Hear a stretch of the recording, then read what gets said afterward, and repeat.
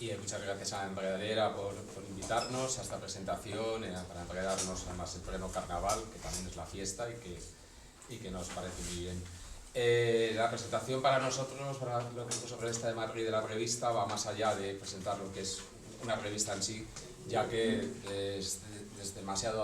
desde hace demasiado tiempo necesitamos respirar, bueno, pues comunidad electiva, vernos las caras y poder discutir una serie de asuntos que han estado pospuestos. En este sentido, nos gustaría dedicar esta presentación al recuerdo de los soviets rusos de 1905 y de 1917, a la comuna de los marineros de Kronstadt y, por supuesto, a las comunas campesinas anarquistas de Ucrania y al ejército negro de Néstor Magno, en busca de inspiración, de luz y de esperanza en este momento de tinieblas.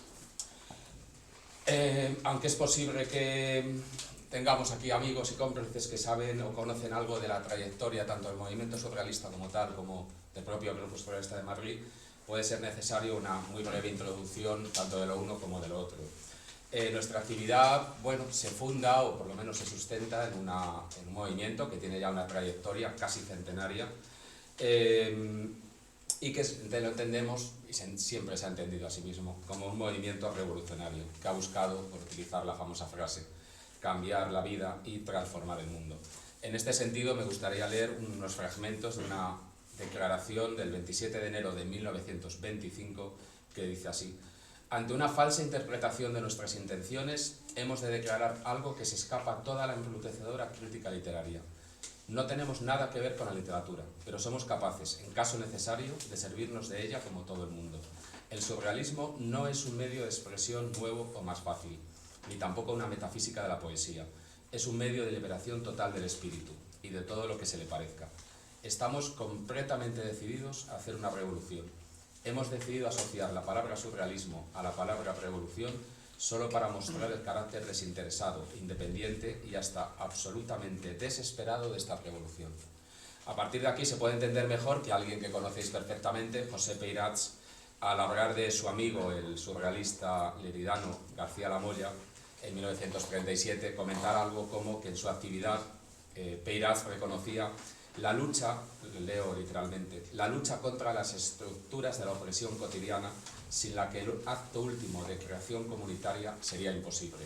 También se entiende mejor que otro amigo, que también conocéis, Corsinovela, hablara de la propuesta de Salamandra y comentara que la inercia mental y el prejuicio vulgariza y banaliza el surrealismo como una corriente más de la industria cultural o de la historia de los movimientos artísticos, desposeyéndolo de su carácter fundamentalmente revolucionario y anticapitalista.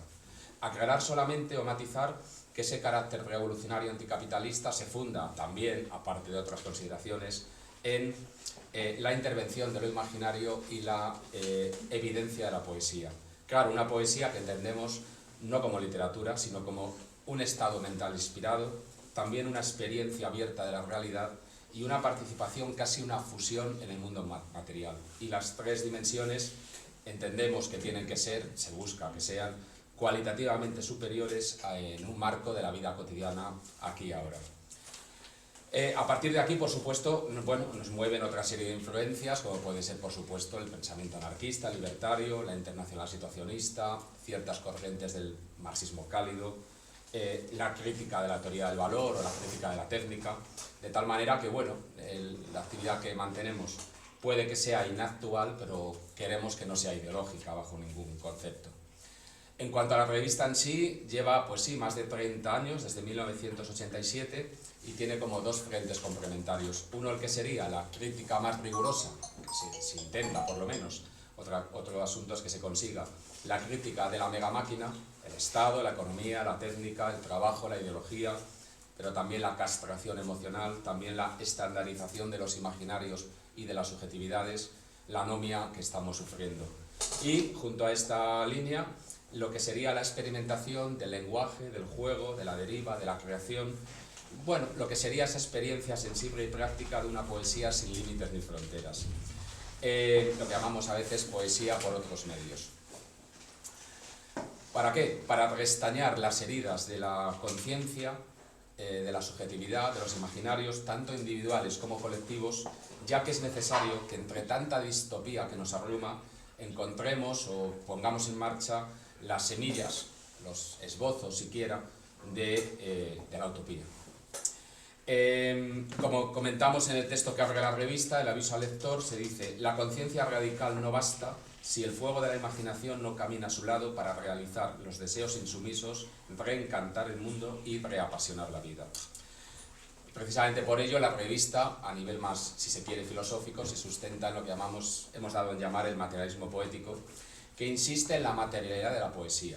¿Y eso qué quiere decir? En que la realidad material, objetiva, ha de ser aprendida, ha de ser entendida a partir de como una forma poética. Y esto es tanto más importante en esta época de realidad virtual, de digitalización de las experiencias, del fetichismo de la no realidad, casi se podría hablar, basada en la separación y, bueno, en el borrado del ser humano y de todas sus dimensiones y facultades objetivas y subjetivas. Dicho esto, la revista Salamandra sale cuando puede, como en los viejos y buenos tiempos de la prensa libertaria. Por un lado, por mera necesidad. La revista tiene una rabiosa independencia, se autosostiene y eso es un límite evidente. Pero también por convicción, ya que no queremos plegarnos a lo que serían los ritmos de la producción industrial cultural, o la industria cultural, y solamente se edita cuando consideramos, con acierto o no, que sirve para algo, para nosotros y para la causa o para las causas. Esta vez es verdad que nos hemos superado, nos hemos pasado incluso para nosotros mismos, ya que es verdad que hemos tardado 6 años en publicar el nuevo número. Es verdad que también que este tiempo no ha sido ni vacío ni estéril, ya que bueno, hemos estado poniendo en marcha una serie de debates, de jornadas, de talleres, de encuestas colectivas, siempre públicas, siempre abiertas a cualquier persona, en torno a temas como la exterioridad, el comunismo del genio, el dilema entre la revolución y el éxodo, o el impacto de lo que sería la mercancía sobre el inconsciente. Bueno, llegó el momento, que sería como 2019, en que nos pareció oportuno, nos pareció interesante reunir y verter todos estos materiales que se habían ido acumulando en estos talleres y debates en un nuevo número de la revista, junto a otros textos de otros temas diferentes. De esa manera se ha publicado esta salamandra intratable, flamante, lujuriosa, de 464 páginas, ya que bueno, nos hemos desprendido de cualquier miedo al que dirán, y lo que no mata engorda o te hace más fuerte, como decía el otro.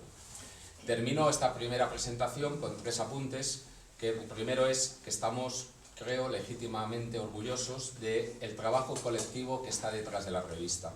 No solamente en estos dosieres que hemos mencionado, sino en otras secciones que no vamos a poder abordar. También porque en otras ocasiones la presentamos con más amigos del grupo, hoy estamos nada más que Lourdes, que yo, y nos tendremos que limitar a las secciones quizás más, no sabemos si más importantes, pero bueno, que queremos destacar. Pero hay secciones que, sin ser el fruto de un debate colectivo, pero sí lo hemos propuesto ciertos temas a ciertos amigos, colaboradores, colectivos, individualidades, en torno a temas como, por ejemplo, el incendio interior, inconsciente, deseo y sueño, bajo y en contra del imperio de la mercancía, a partir de esa encuesta que he comentado, una serie de textos que tratan el impacto de la economía en el inconsciente y sus posibles resistencias, o el amor loco erótico, el eros locamente enamorado, que se organizó, una serie de textos, de materiales que fuimos recopilando y pidiendo a estos amigos, que se organizó como defensa e ilustración del amor-pasión en una época que odia el amor porque ama la prostitución y sobre todo se acoraza tras la pantalla y tras el miedo al otro. Estos 2 temas que he comentado son muy distintos entre sí, parece que quizás no tengan mucha relación. En la mercancía, la economía, la publicidad, su impacto sobre el sueño y el tema del amor y el erotismo. Pero nosotros lo vemos como que son realidades nunca antagónicas, al contrario, que están interrelacionadas como bases comunicantes, tanto para analizar los mecanismos de la dominación como para buscar la verdadera vida. En segundo lugar, también estamos contentos de la profusión y de la variedad de las colaboraciones. Ya no de los de propio grupo, sino de los colectivos y amistades que hemos convocado. En este sentido hay que destacar la colaboración del contingente portugués a partir de revistas que quizás conocéis como A Idea o Frauta de Luz, y de allí hemos conseguido bastantes colaboraciones, o de otro amigo como es Jorge Baladas, más conocido como Charles Reeve. Pero también tenemos otras colaboraciones ibéricas, internacionales, de amigos surrealistas o no, en cualquier caso nos da igual, y tanto de individuos como de colectivos. Esto creemos que explica en parte, por lo menos en parte, la riqueza que pueda tener este número. No solamente su volumen descomunal, sino el interés que pueda tener. Por último, la última observación es que no hay un solo artículo, una sola mención en las 464 páginas sobre la bicha, es decir, el monotema, es decir, el coronavirus. Ya que decidimos, de una manera seguramente arriesgada, mantener el sumario que teníamos previsto para el 2020. Debería haber salido en el 2020, o más o menos.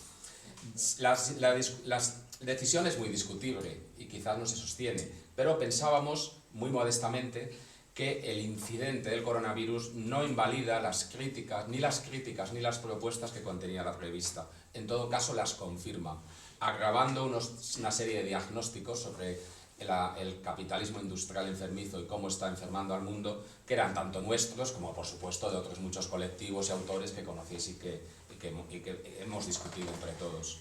Solamente hay una excepción, el texto que he comentado antes, Aviso al lector, que es un texto largo, argumentado, de presentación de la revista, y ahí sí, solamente como excepción, a partir de un debate interno que se dio, como en otros colectivos, en el año 2020 y después, abordábamos lo que había sucedido con la pandemia desde muchas interpretaciones y puntos de vista distintos, incluso contradictorios, pero que pensábamos que todos podían ser necesarios, en mayor o en menor medida, ya que todos, o en la revisión de todos ellos, podían arrojar un poco de luz negra y sobre todo una serie de razones, de deseos, de apelaciones al apoyo mutuo, a la resistencia, más allá de las consideraciones finales acerca de lo que ha sucedido. Lo que nos interesa es convocar a ese apoyo mutuo, a esa resistencia contra esta y contra todas las pandemias del capital que están ahora o que están en marcha. En este sentido, y termino esta primera presentación, los materiales de la revista Salamandra se ofrecen o quieren ofrecerse como una llamada a las armas, con la lucha mental, con las flechas del deseo, incluso con la misma espada.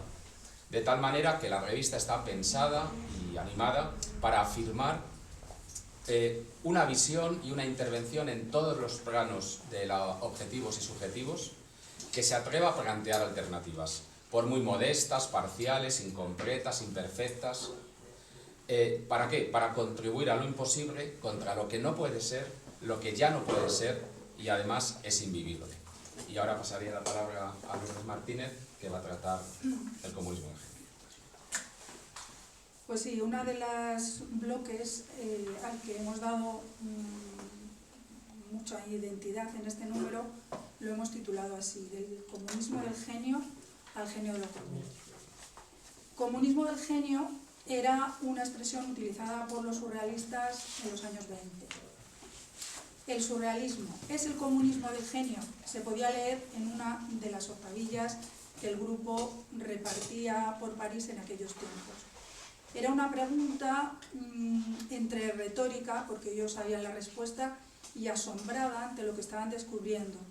Y es que a través de la exploración del inconsciente, por medio de las experiencias de escritura automática y de los sueños hipnóticos, se revelaba para ellos un poder que no sabían que tenían, y sobre todo una soltura para la producción de imágenes sin precedentes. Con todo esto se sentían maravillados, pero también indignados, para ellos se ponía en evidencia lo que Luis Aragón llamó el bluff del genio, es decir, la estafa, como él escribía en Una ola de sueños, la estafa que propone los resultados literarios de un método y disimula que este método está al alcance de todos. De esta manera, fue a partir de todas estas experiencias que van a quedar convencidos de una realidad, y es de la igualdad absoluta de todos los seres humanos ante el mensaje subliminal, y que dicho mensaje constituye un patrimonio común. De ahí viene también la defensa que el surrealismo ha hecho siempre de que la capacidad creativa, poética, de esa capacidad creativa, poética, etcétera, que posee cualquier persona, independientemente de que tenga o no una formación intelectual, artística o literaria. Y también la insistencia que ha hecho el surrealismo en el hecho de que todo ser humano está dotado de inconsciente solamente por el hecho de soñar. Está dotado de genio poético y puede encontrar su propio camino a la poesía y lo maravilloso, sin que importe que tal aventura poética se articule y exprese bajo la forma de una obra literaria o plástica. Además, el comunismo del genio tiene otro sentido que sería complementario del anterior y se refiere a la dimensión colectiva de esa aventura surrealista, que se concreta sobre todo en un grupo de individualidades cuya complicidad y colaboración logra elevar a una potencia superior todo lo que individualmente cada uno de esos individuos puede apuntar o descubrir, constituyéndose entonces el grupo en un egregoro en el que todo es mayor a la suma de sus partes. Así se puede entender o explicar la tradición del surrealismo y sobre todo de los grupos surrealistas, de los colectivos surrealistas que realizan juegos, encuestas o investigaciones colectivas. Bien, en otro orden de cosas, el 15M fue para nosotros como individuos y como colectivo una conmoción y un aprendizaje. Por una parte significó para nosotros una experiencia de apertura, de empatía, colaboración muy cercana con personas de distintas procedencias y tendencias que nos habíamos reconocido en la misma pasión, la pasión a un mismo rechazo. Y de ese reconocimiento surgió iniciativas de cooperación, de lucha concreta, de discusión. Eso por una parte. Por otra, el 15M y todo lo que vimos en el 15M fue una constatación de que el comunismo del genio había tomado las calles en la creatividad popular.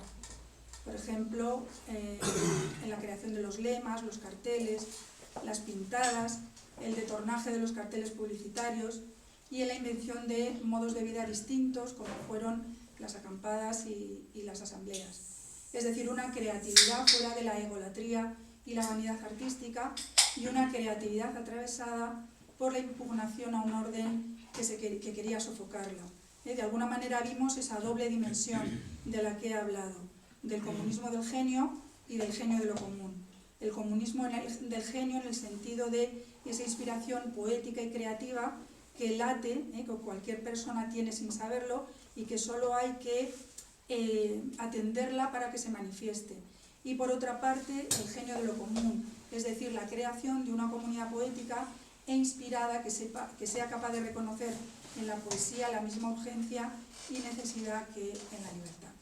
Bien, pues todo esto que vivimos en el 15M quisimos prolongarlo en una especie de nostalgia afirmativa de lo vivido. Y esta sección, que hemos titulado del comunismo del genio al genio de lo común, en esta sección recogemos los resultados de la actividad pública del Grupo Surrealista.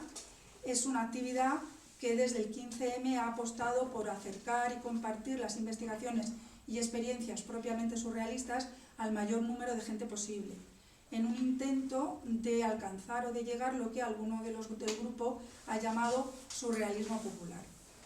Así organizamos una serie de jornadas experimentales sobre juegos surrealistas y la vida onírica, fueron como dos bloques diferentes. Lo hicimos en el Ateneo Cooperativo de Nosaltres, en Madrid, durante los años 2015 y 2017. Están organizadas por uno de los miembros que se llama Jesús García Rodríguez. En cuanto a las jornadas de los juegos, fueron jornadas mensuales durante prácticamente un año entero. Cada mes hacíamos una convocatoria y jugábamos uno o más juegos que estaban inspirados en los ya realizados por los grupos surrealistas, que tienen una larga historia, o eran juegos de creación propia. muchos hay, el juego de la copia, el juego del dardo, el juego de los mensajes. Nos queremos centrar en dos, que son el juego del dardo, el que llamamos el juego del dardo, que intentaba la experimentación con el azar y la geografía poética, y el juego de la habitación oscura, con toda la cuestión relacionada con el tacto y el tactilismo. Bueno, el juego del dardo es un segundo para contar qué era ese juego, en qué consistía. El juego del dardo dividía a los participantes en grupos, y esos grupos tenían que elegir un tema de un listado de temas que el organizador había propuesto. Por ejemplo, un tema era el fin del mundo, otro tema era el hombre primitivo, el hombre de Neandertal. Una vez constituidos los grupos, había una persona del grupo que lanzaba un dardo sobre un mapa del barrio donde está el Ateneo Cooperativo de Nosaltres, que es el barrio de Lavapiés. Entonces el dardo se clavaba en un lugar determinado, y ese lugar determinado iba de alguna manera a condicionar una deriva. Entonces cada uno de los grupos salía del Ateneo e iba buscando por un recorrido que el azar y los encuentros iban de alguna manera señalando, cuestiones, temas, inspiraciones, toda solicitación, el terreno iba, digamos que el espacio de la ciudad iba lanzándonos sobre el tema del fin del mundo o el tema del hombre primitivo. Sí, la navegación de la deriva es muy larga, leo solamente un párrafo. Del fin del mundo. Sí, efectivamente. Seguimos nuestro paseo. En la primera bocacalle, la que forman las calles Torrecilla del Leal y del Olmo, encontramos un cartel luminoso que anuncia el bar FM, que de inmediato identificamos con el fin del mundo. El letrero se halla fijado a los barrotes de un balcón. Nos llama la atención que muy próximo al balcón se encuentra un farol. Este ilumina además un desconchón de la pared, cuya silueta nos sugiere la de un fantasma. En el cristal de un escaparate o ventana situado enfrente del balcón, el reflejo del luminoso convierte el bar del fin del mundo en el bar del mundo feliz, bar MF. Bueno, luego otro de los juegos lo titulamos el juego de la habitación oscura. Entonces consistía en elegir una de las habitaciones o dependencias del Ateneo y forrarla con objetos de diferente naturaleza, y sobre todo que tenían una naturaleza táctil. Entonces la habitación estaba a oscuras cuando los participantes, aquel que quisiera entrar, entraba en la habitación y tocaba todos los elementos, y luego tenía que escribir, si no me equivoco, tenía que escribir todas las sensaciones que le había sugerido el tacto con esos objetos, que no podía ver, solamente tocar. Y leo un ejemplo. Estos juegos tienen una serie de materiales de ejemplos. Habitación 1. Me río todo el tiempo. Un césped. Veo verde.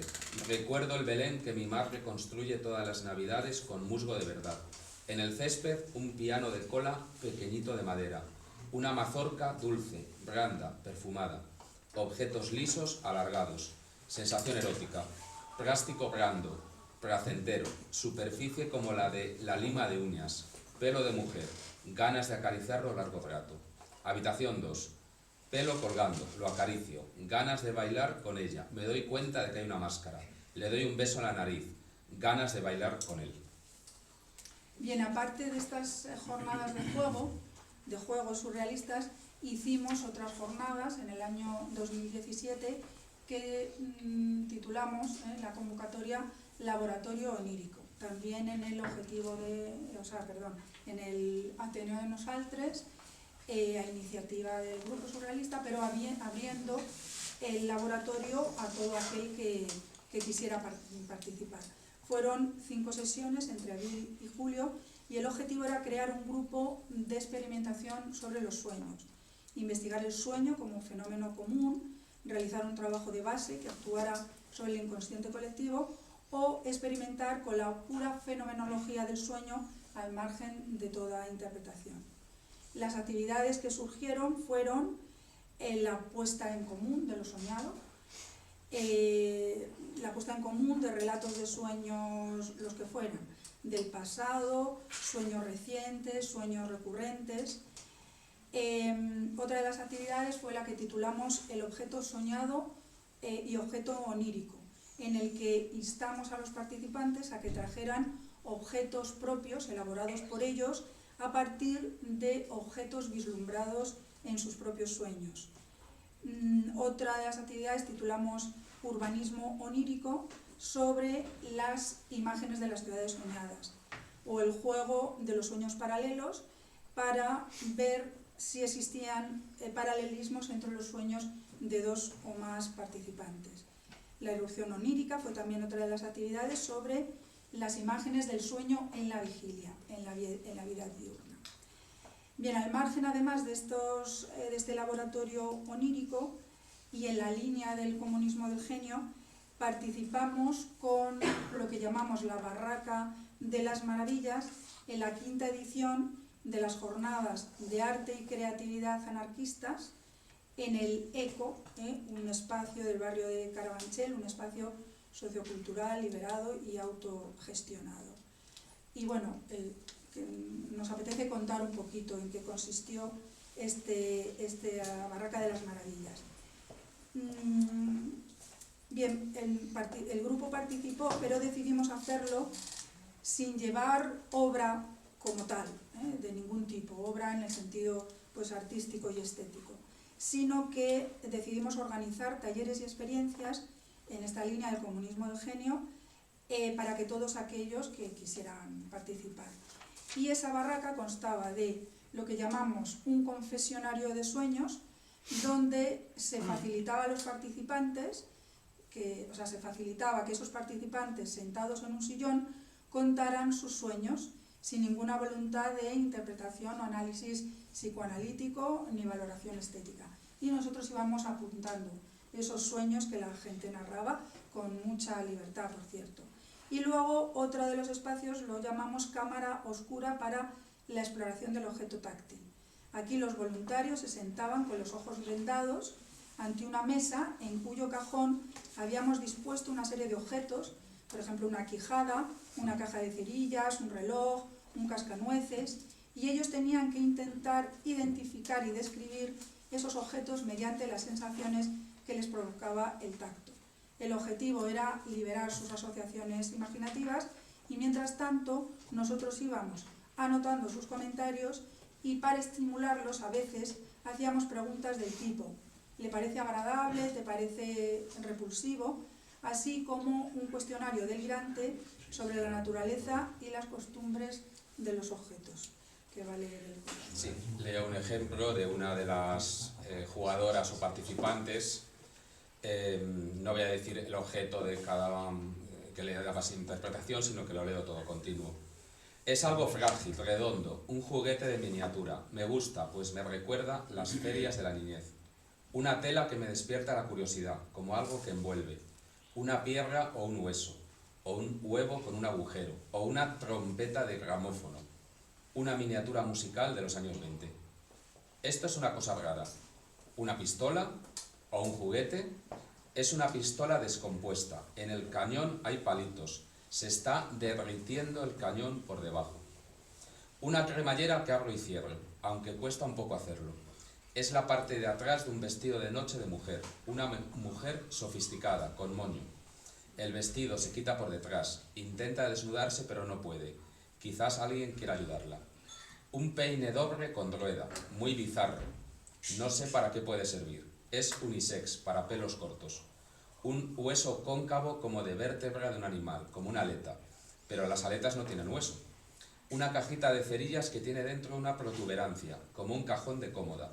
La protuberancia es agradable y suave, geométrica, como un dibujo de una escalera de Escher. Es un trozo de porcelana, es un objeto erótico, como un prepucio roto de un miembro erecto y torcido. Es atractivo. Y en cuanto al cuestionario, color, azul de una pared desconchada. Olor, a armario cerrado. Animal, zorro. Fruta, melocotón. Sonido o estilo musical, que se identifica con este objeto, con estos objetos. Ruido blanco, como de crash. Lugar, Oporto. Etapa de la historia, este momento. tiempo atmosférico, terremoto, edad, adolescencia, género, hombre, vida sexual, fragmentaria, sin continuidad ni sentido o trascendencia, ideología, ninguna. Bueno, ¿para qué todo esto? Os podéis preguntar. Entonces, a pesar de ser repetitivos, digamos que el objetivo, el deseo, la pretensión de todas estas experiencias sería alentar esa inspiración creativa que late en el corazón de todo individuo y contribuir a generar, a crear esa comunidad poética inspirada de la que ya hemos hablado. Se trata de experiencias que consideramos prioritarias para cambiar el modo de la relación entre los individuos, que sean relaciones fundadas en el deseo y la imaginación y no en la necesidad, la obligación, la costumbre o la mercancía, y establecer un lazo poético que también es comunitario y político, pues impugna un orden dominante que censura o tergiversa la poesía y la comunidad, el diálogo y el contagio entre ambos.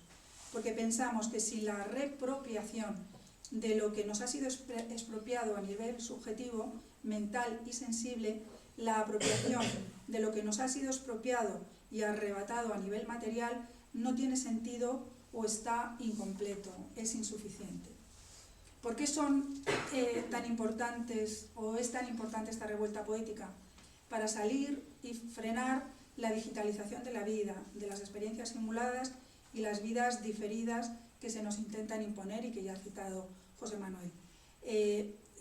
Nos damos cuenta de que la pandemia está sirviendo para acentuar un proyecto de cambio civilizatorio que ya estaba en curso.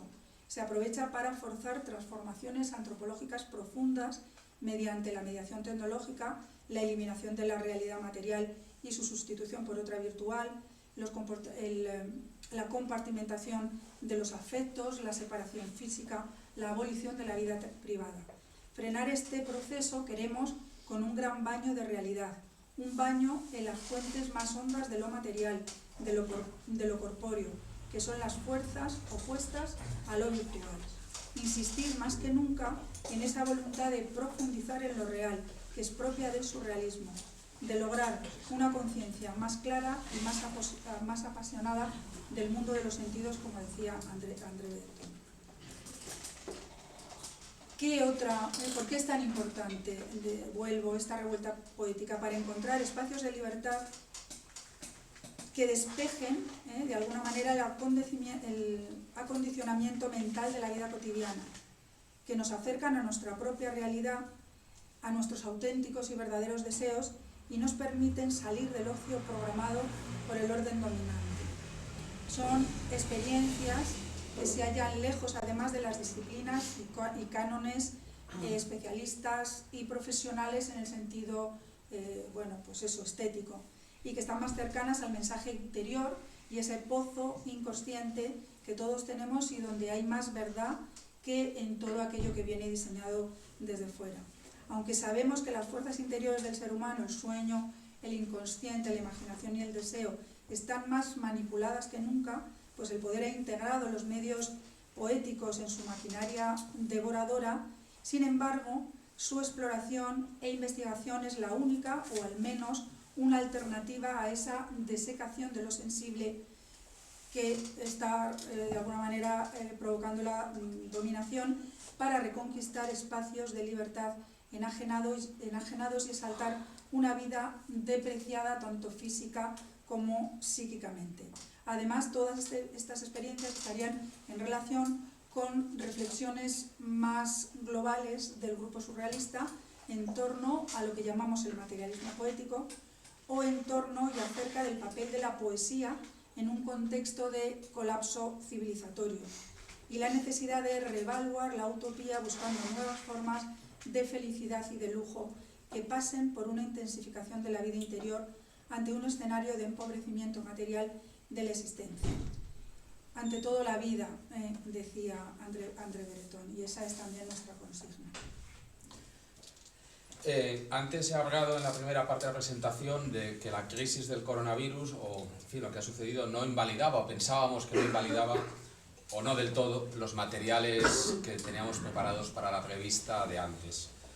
Tampoco el principio esperanza que quieren encarnar, entre otras cosas, la revista. Ya ha hablado Lourdes del comunismo del genio, la exterioridad, de la que luego hablará también ella, van a ser unos ejemplos de este principio esperanza. Pero precisamente ahora querríamos hablar de dos secciones que pueden, dentro de la revista, que pueden ayudar a calibrar todas estas afirmaciones que quizás pueden pecar de optimismo o alguno puede pensar incluso de ingenuidad. Habría que intentar ofrecer pruebas, no solo deseos. Pruebas y también razones, realidades, imaginarios, formas de vida que ya son, que están delante nuestro. Y que a veces solamente el derrotismo llevado a la máxima potencia, un derrotismo nocivo que inocula la dominación, quizás impide que lo podamos ver, que lo podamos sentir. Uno de los bloques se llama Crisis de civilización, colapso y utopía. Abre la revista precisamente, y estaba pensado que abriera la revista antes de lo que luego sucedió, y lo que ofrece es, por un lado, un análisis crítico de su fin del mundo, que es el fin de su mundo, que no es el nuestro, es el mundo de la economía, aunque por supuesto nos va a arrastrar en su caída. Como consecuencia, como ya sabemos, de lo que sería el sujeto automático del capitalismo industrial, que lo único que busca es un crecimiento indefinido y cada vez mayor como única meta y que se justifica a sí mismo, el sujeto automático también de la propia tecnología, que lleva a crear un mundo artificializado, que es lo contrario de una vida mínimamente vivible. Y también, claro, estos dos sujetos han llegado a lo que serían sus límites internos y externos. Límites internos en cuanto al capitalismo, que lleva en crisis, ha hablado del estancamiento secular desde el principio del siglo XXI, sino antes, que le impide conseguir o acumular cada vez más beneficio, cada vez más valor. Y vemos que es una crisis casi continua con pequeños momentos de crecimiento. Luego los límites externos, que están relacionados tanto con la crisis de la energía, lo que se llama el pico del petróleo, el pico del gas, ya conocemos, la posible o hipotética o cada vez más evidente disminución de los recursos energéticos fósiles y, por supuesto, el ecocidio en marcha. Pero también habría unos límites subjetivos, que son los que nos afectan, debido a la implosión de la personalidad, debido a la presión del trabajo, a la presión de la economía y a ese vaciamiento de la presencia que hemos comentado. Los textos de esta sección pues, analizan esa hermosa pesadilla climatizada de la que habla Julio Enríquez, que ha colonizado el mundo a partir de la colonización de la mercancía, o el mundo clausurado del que habla Joël Gairaud, en el que parece que no hay más horizonte que el del capitalismo o el de su final, o el chantaje tecnológico del que habla Guy Girard, sobre todo aplicándolo a la energía nuclear y a su herencia maldita que va a dejar para los próximos milenios. Y sin embargo, esta sección, me limito solamente a algunas pinceladas, sería imposible entrar en todos los textos. Esta sección no solo tiene esa dimensión crítica, sino tiene también una dimensión utopista. Directamente en textos como el de Jesús García Rodríguez, que a partir de un análisis muy exhaustivo de todas las facetas de la crisis en la que estamos, habla de la insuficiencia, del deseo, por supuesto, la necesidad, pero también la insuficiencia de lo que sería una revolución, en el caso de que se dé, ya que hay un horror vacui ante lo que va a suceder después, que muchas veces bloquea esa posibilidad revolucionaria o quizás incluso podría malformarla en el caso que suceda. Y Jesús habla de la importancia de un cambio civilizatorio, utilizando no solo, por supuesto, pero también estas herramientas que ha comentado Lourdes, de la poesía, el comunismo del genio, etcétera, como una nueva forma de entender el mundo, y habla incluso de una nueva civilización, unas nuevas civilizaciones. Por su lado, Julio Enríquez habla de la impregnación política de las culturas indígenas supuestamente primitivas y culturas indígenas de aquí a ahora, que se pueden dar en Chiapas o en otros lugares. Y como ahí hay también unos elementos de inspiración, de aprendizaje para todos nosotros. Vicente Gutiérrez Escudero, por su lado, se centra más en lo que serían las aportaciones específicamente surrealistas contra el ecocidio, contra lo que llama el ecofascismo, lo que se ha dado a llamar ecofascismo. Él últimamente utiliza un término más curioso incluso, que es el ecomaoísmo. Bueno, ¿cuáles serían estas aportaciones específicamente surrealistas? De alguna manera han ido saliendo ya lo que íbamos explicando. la primitividad o la revaloración de lo primitivo, lo salvaje, la sed de lo maravilloso, el pensamiento mágico, la propia mitología proyectiva. Por su lado, Joel Giraud habla, a partir de ese análisis de que el capitalismo parece cerrar todos los horizontes, y no es el único que lo ha dicho, obviamente, nos alerta sobre el kairos, que es ese acontecimiento imprevisto que muchas veces abre la ventana histórica y abre el horizonte utópico.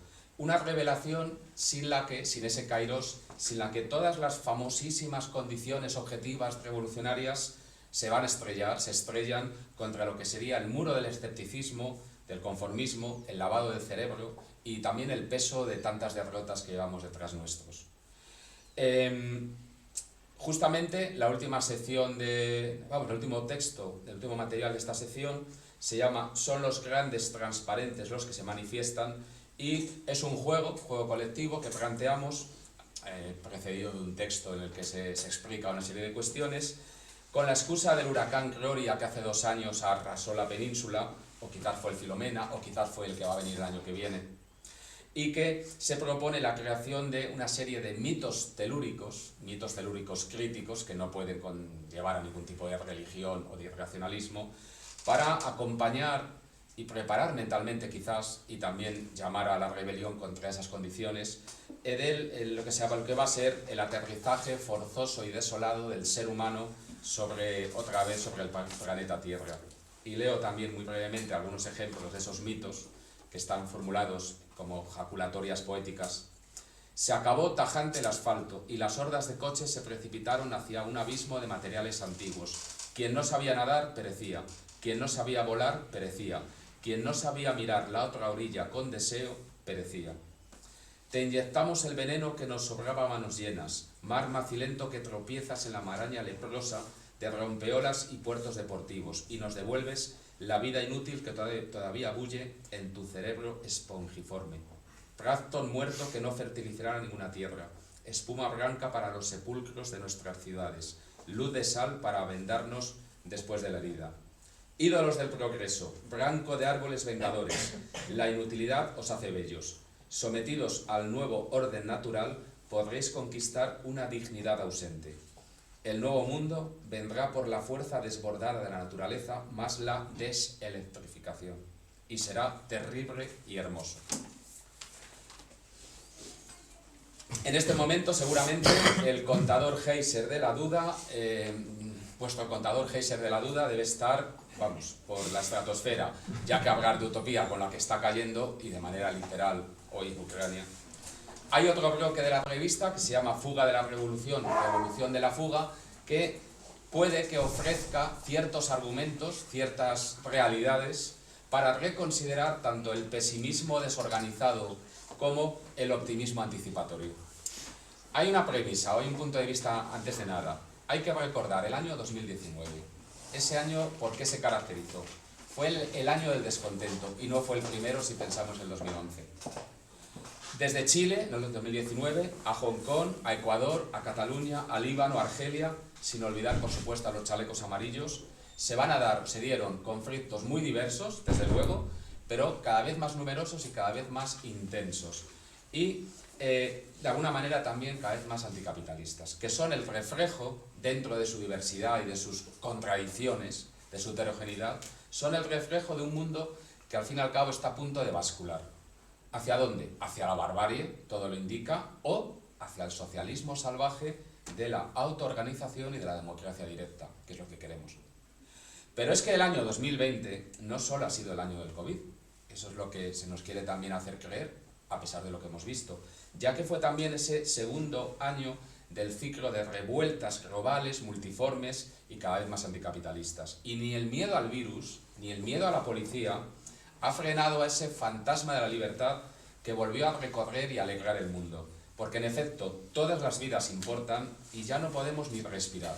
Y así las calles volvieron a bailar la ola de calor. De Minneapolis a Sydney, de Santiago de Chile a París otra vez, de Líbano de nuevo, Ecuador, o esa Colombia heroica que se levantó contra milicos y contra gángsters. Es a partir de esta banalidad de base que se plantea esta sección, a partir de estas realidades que a veces olvidamos. Y la sección en sí lo que plantea es la polémica eterna, por lo menos eterna desde que aparece el movimiento obrero revolucionario, entre la revolución y lo que se podría llamar el éxodo. Esas formas de resistencia, de emancipación, que parecen opuestas, irreconciliables o quizás no tanto. Ya sabemos a qué nos estamos refiriendo, a qué cuestión es esta.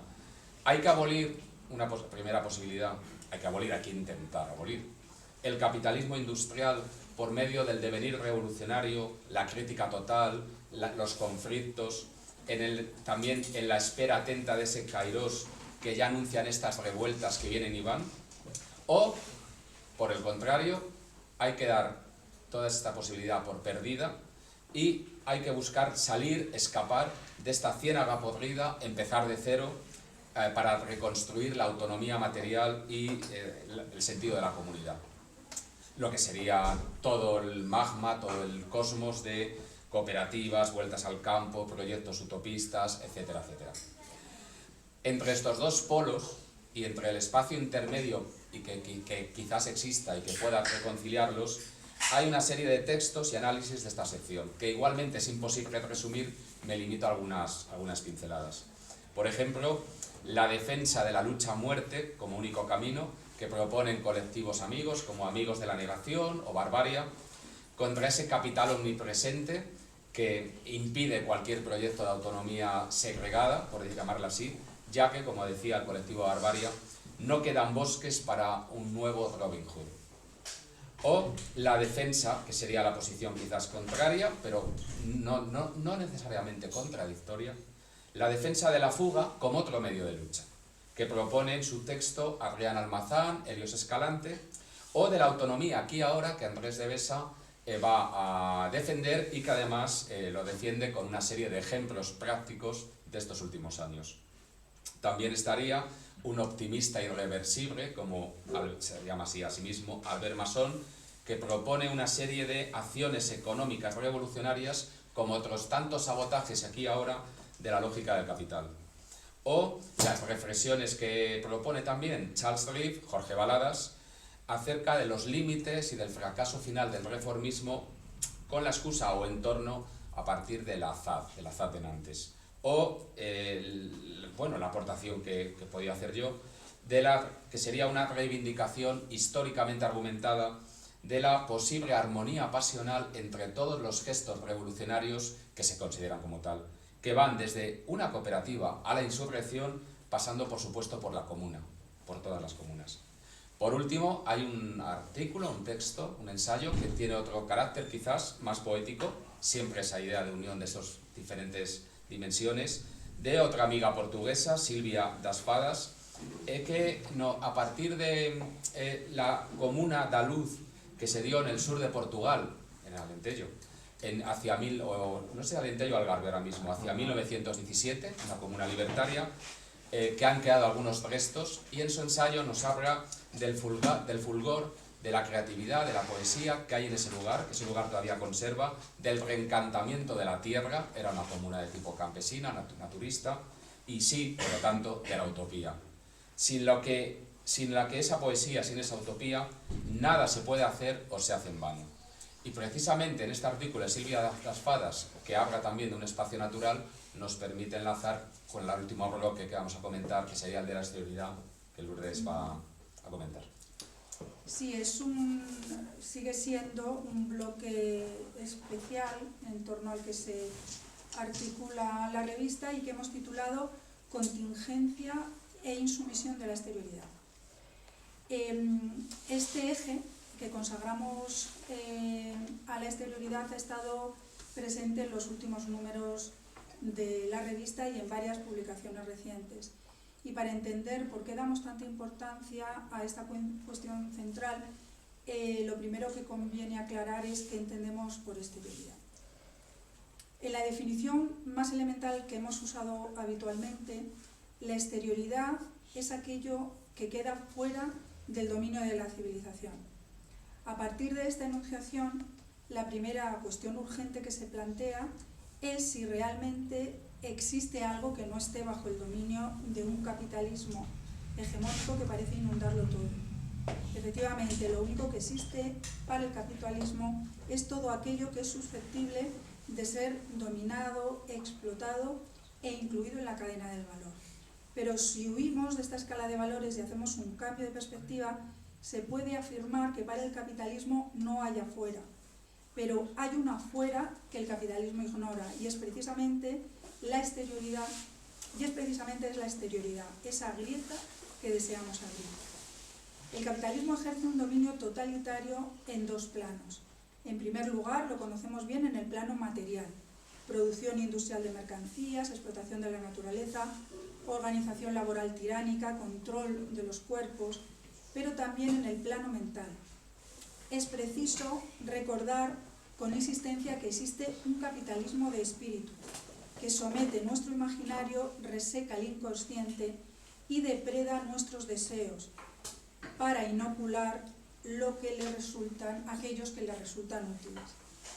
Frente a este capitalismo de espíritu aparece la primera vertiente de la exterioridad como interior salvaje, es decir, como núcleo no dominado ni explotado ni domesticado que arde en nuestro interior. Esta exterioridad, radicada en nuestra subjetividad, se encuentra en aspectos como el inconsciente, el onirismo, la liberación del lenguaje, la imaginación delirante, el estado de arrebato amoroso y el impulso creativo. Todo ello forma un reducto indómito que resiste contra las embestidas de la dominación y alimenta nuestro deseo de la vida no sometida y de otro mundo que la haga posible. Pero no somos ingenuos. Aunque exista este reducto de resistencia, sabemos que está gravemente debilitado. ¿Cómo vivificarlo? ¿Cómo despertarlo y fortalecerlo entonces? Una de estas formas privilegiadas es hacerlo mediante el contacto con la naturaleza, que también es un reducto indómito, pero esta vez situado en el exterior, como inmenso bosque virgen, insondable, fosa abisal que puede fecundar el propio bosque virgen y la fosa abisal que es nuestro inconsciente. Esta naturaleza salvaje que resiste fuera del dominio del capitalismo es la segunda de las vertientes en las que se despliegan nuestras indagaciones sobre la exterioridad, en esta ocasión como afuera físico, en su faceta de realidad del mundo natural salvaje, asimilable en gran medida a lo que comúnmente denominamos naturaleza.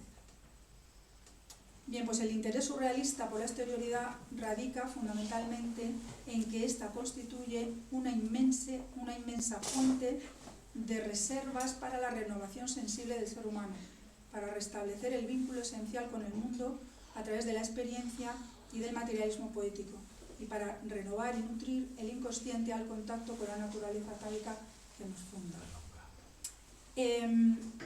Bueno, pasaría entonces a hacer un breve repaso de los artículos que fundan y que forman este bloque.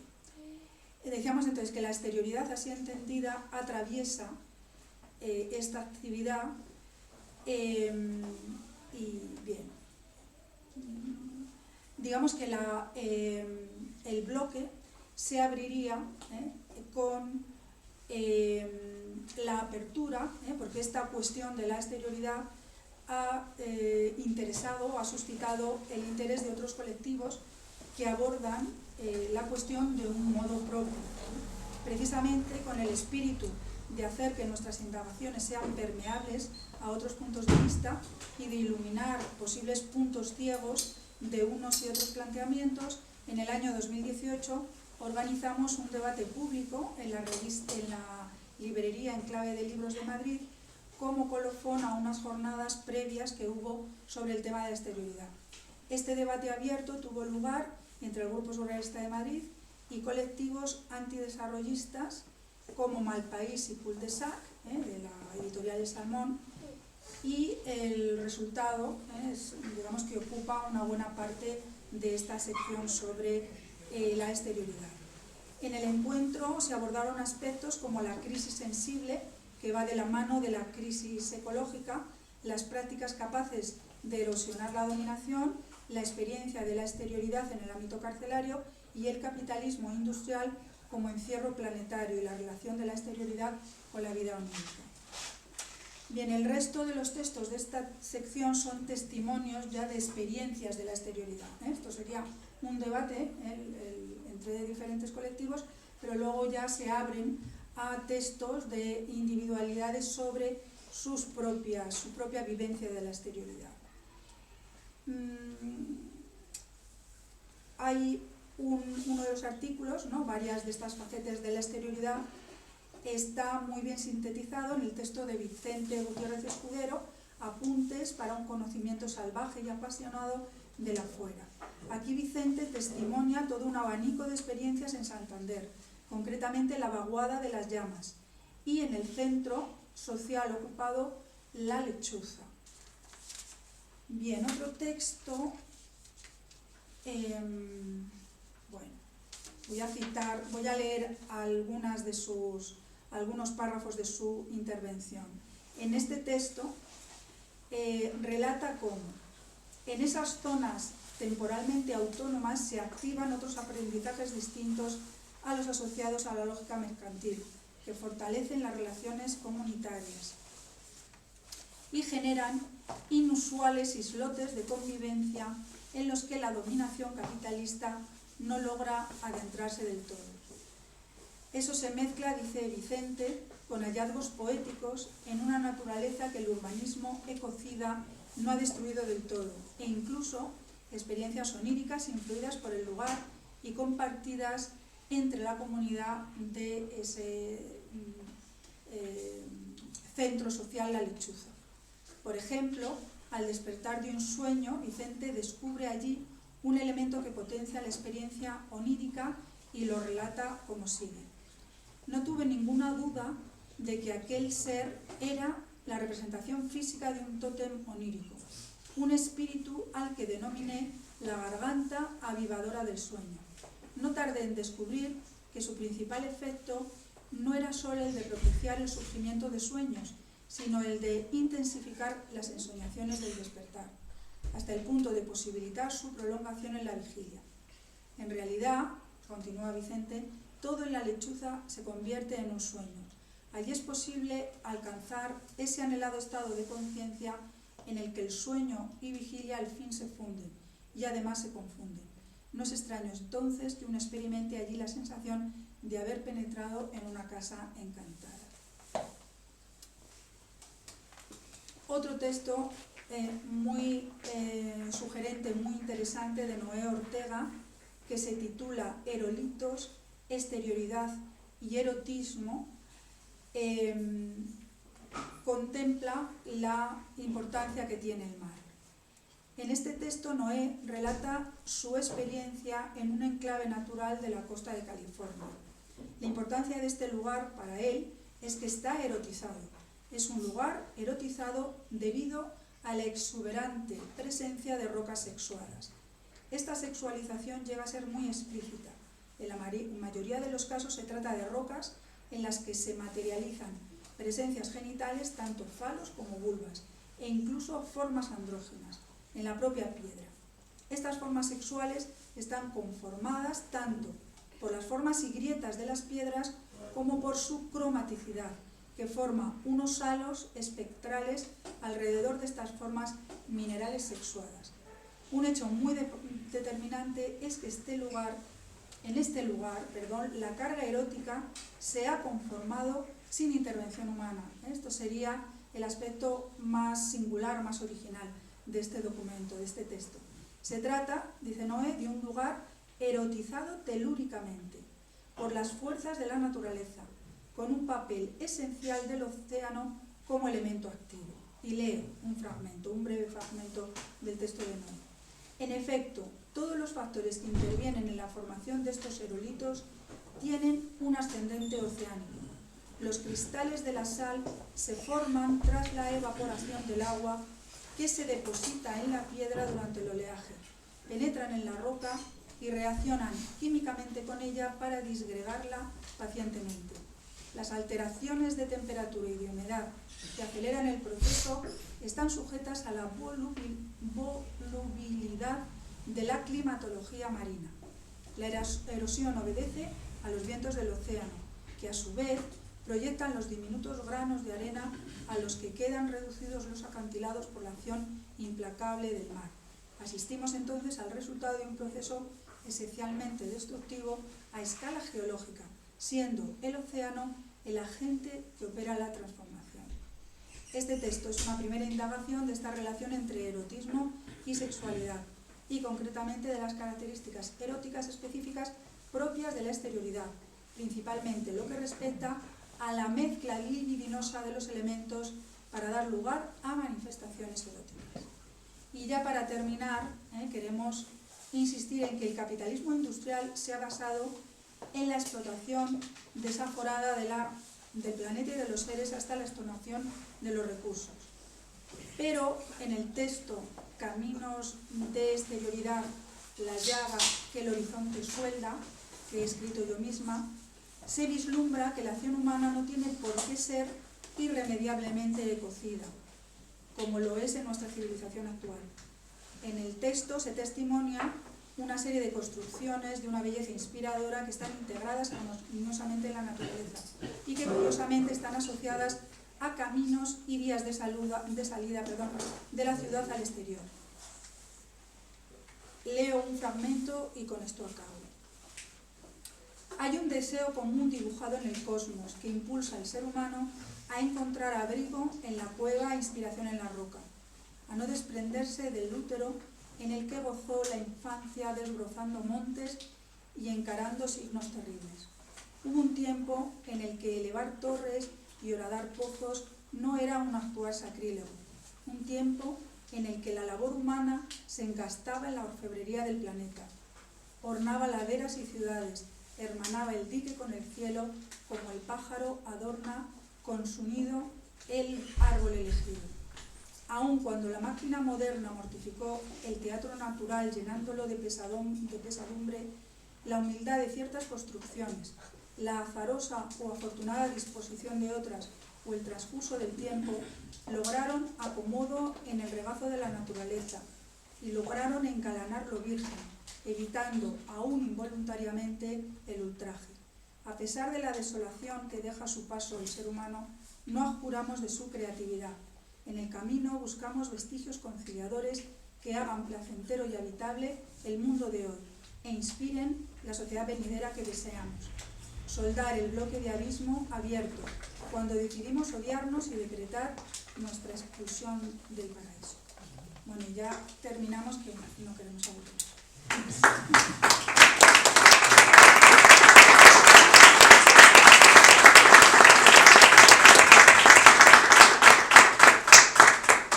Si hay alguna cuestión, si apetece alguna pregunta, lo que sea, pues nada. Venga, yo me animo. A ver, lo primero, que como ha sido carnaval, vengo habiendo dormido muy pocas horas. Perdonad si no soy especial. No, perdonad a nosotros sí. Eso da una lucidez. Sí. Lucidez no, lo que tengo una resaca. Entonces no sé si voy a ser muy claro formulando la pregunta, pero bueno. A ver, yo creo que sois cercanos, ¿no? O tenéis alguna influencia de la gente esta de la crítica del valor, ¿no? El Robert Cook y todo eso. Que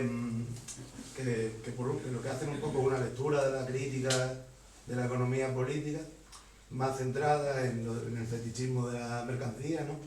Que en todo lo que tiene que ver con la plusvalía y demás, ¿no? Yo comparto en parte esos análisis, en otras cuestiones no tanto, pero sí me gustaría que nos explicarais un poco cómo podemos argumentar o qué tipo de argumentos podemos dar, porque es una cosa difícil que le encaja a la gente, ¿no? El vivir en una sociedad que no solamente dentro de una producción que sea mercantil, ¿no? Y que se nos impone a los seres humanos pues, como nuevos dioses prácticamente, ¿no? Bueno, eso es lo primero.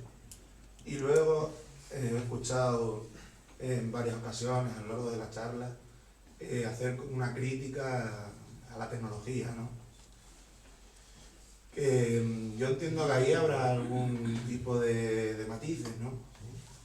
Ya que has citado a la Internacional Situacionista, si no recuerdo yo mal, a veces también planteaban que la propia máquina, ¿no?, bien utilizada, podía constituir un ahorro de trabajo y una ampliación del tiempo libre, del ocio, etc. Me acuerdo de la cita esta de Marx, de que un negro es un negro, pero solo en determinadas condiciones un esclavo, y una máquina es una máquina, un telar mecánico, y solo en determinadas condiciones una herramienta de explotación. Porque yo creo que al capitalismo sí que tenemos que renunciar y sí que aspiramos a su superación y a su abolición, pero no a la industria así en términos generales. Quiero decir, en nuestro mundo vivimos 7.000 millones de seres humanos y se me hace difícil concebir que sea sostenible pues nuestra supervivencia casi como especie si no se hace un uso racional, ¿no?, de ciertos desarrollos tecnológicos.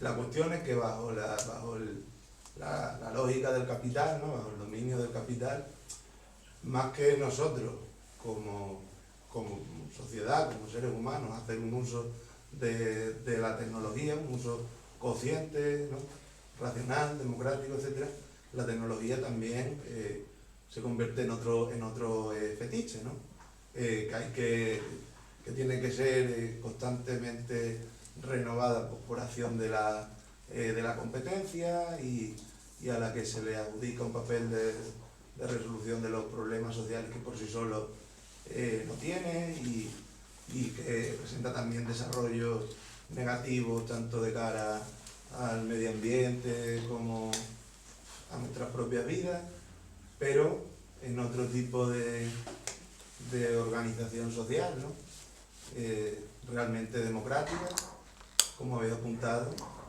Pues yo sí que creo que tendría que hacerse un uso racional de la ciencia y de la tecnología, incluso la digitalización misma. Claro, bajo este tipo de sistemas, en las condiciones actuales, pues lo que está sirviendo es para fomentar un narcisismo absurdo y en fin, incomunicarnos y que veamos vidas cada vez más individualistas, etcétera, etcétera. Pero en otro tipo de mundo, pues a lo mejor es una herramienta para que planifiquemos nuestras relaciones con la naturaleza, incluso el decrecimiento que será necesario y una producción de valores de uso y no de cambio, por así decirlo. Como digo, no sé si habré sido muy claro porque, vamos, que yo prácticamente no dormí hoy, pero... Sí, ha sido muy claro. Lo único que has comentado una serie de cuestiones que con o sin resaca es muy difícil responderlas todas porque son, claro, muy amplias y muy interesantes. Sobre lo de la crítica del valor, bueno, Ansel Jabb es amigo nuestro, colabora con un texto en la revista, como en varios números anteriores, y hemos participado en presentaciones suyas en Madrid, o sea que hay una buena relación y sí que nos interesa. No sé si lo que has preguntado, que explicáramos nosotros exactamente el qué, porque la teoría del valor... No, ya. Claro, sí, a lo mejor algo más concreto. Tú, bajando a lo cotidiano, ¿no? Sí. En una conversación ajena a círculos muy concretos, ¿no? Dice, oye, pues se podría organizar un mundo sin mercancía, donde, vamos, sin dinero incluso, podríamos decir, ¿no? O como que es un salto de imaginación incluso lo que tiene que operar ahí, que a veces, no sé, yo por ejemplo he leído a los economistas ahora del Marx y Nieto, que tienen algunos destinos como que vislumbran cómo podría, en fin, organizarse la historia, ¿no? Bueno, es una de las cuestiones que les preocupaba a los del colectivo de Ansel Jabb, nuestra crítica del valor, era precisamente un poco esa, cómo no hacerlo de forma pedagógica, pero sí cómo poner ejemplos concretos que permitieran entrar en esa crítica y sobre todo que, por decirlo así, qué programa de reivindicaciones o de acción se podía formular a partir de la crítica del valor, y les costaba mucho encontrarlo. O si no Pasar de la teoría a la práctica, por decirlo así. Sí, sí. Claro, entonces, bueno, sería insistir en todas las actividades y costumbres, pero que han existido antes, precisamente en el mundo campesino, en el que había una serie de necesidades resueltas por la cooperación, o por el intercambio, o por una serie de instituciones no estatales, sino casi propias de la costumbre, en las que no entraba el factor del dinero, ni era para acumular riqueza. Entonces ahí yo creo que hay muchos ejemplos que los podemos conocer todos, desde pues recuerdo de un pueblo del norte de Burgos, que para tener esa carne fresca de vaca o de no sé qué animal era, se sacrificaba a cada familia una oveja o una vaca cada cierto tiempo, y esa carne se repartía entre todas las familias de ese pueblo, y luego al mes siguiente le tocaba a otra familia, y se organizaba así. El resultado era que, por supuesto, no era un consumo de carne como ahora, evidentemente, pero que no faltaba ese bien o ese producto necesario, pero ahí no entraba el dinero por ningún lado, ni se sacaba ningún beneficio, pero todo el mundo lo tenía. Como esto, seguro que conocéis, es hablar con, ¿no? Y hay muchas prácticas que podrían ir por ahí.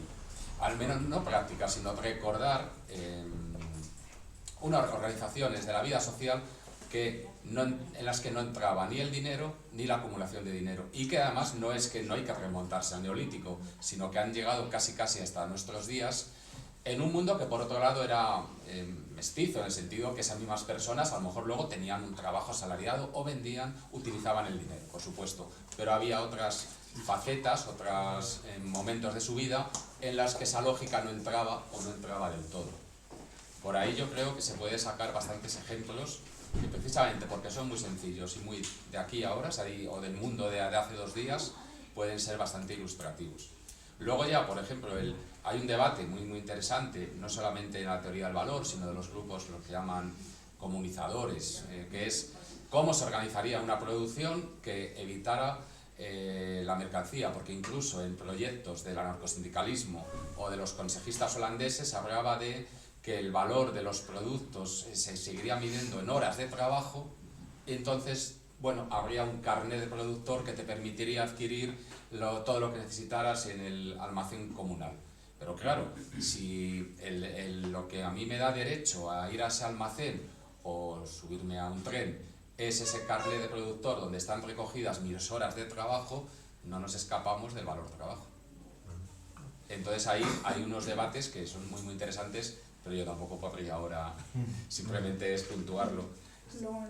Bueno, en cuanto al tema de la tecnología que has apuntado, no somos tecnófobos, es cierto que hay mucha crítica a la ciencia y a la tecnología, pero bueno, entendemos que la técnica es algo consustancial al ser humano, que el ser humano es técnica, y si criticamos, claro, la tecnología como una esfera separada que está de alguna manera pues sometiéndonos, y luego pues estamos en contra de la digitalización de la vida, claro, ¿no? Pero pues compartimos, ¿no?, eso que dices de que